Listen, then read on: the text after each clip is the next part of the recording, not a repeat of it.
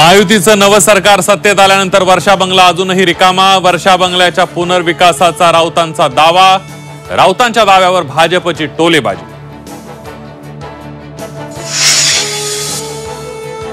मुख्यमंत्र्यांच्या war room बैठकीला उपमुख्यमंत्री एकनाथ शिंदे गैरहजर। वैयक्तिक कारणांमुळे गैरहजर असल्याचा दावा।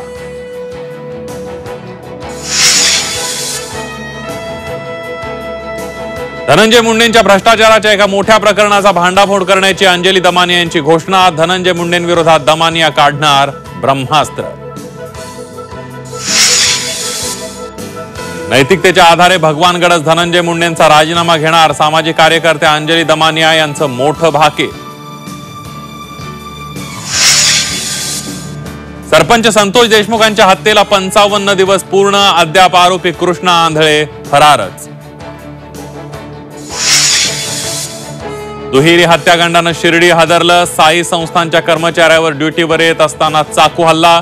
दोघांचा मृत्यू, एकाची प्रकृती गंभीर। एक संशयित पोलिसांच्या ताब्यात। 7/12 उतार्यात तब्बल 50 वर्षांनंतर मोठ्या प्रमाणावर बदल। विविध 11 बदलांमुळे 7/12 अचूक आणि समजण्यास सोपा होणार।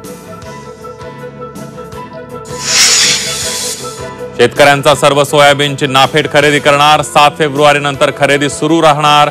पणन मंत्री जयकुमार रावल यांची घोषणा। झी 24 तासच्या बातमीचा इम्पॅक्ट।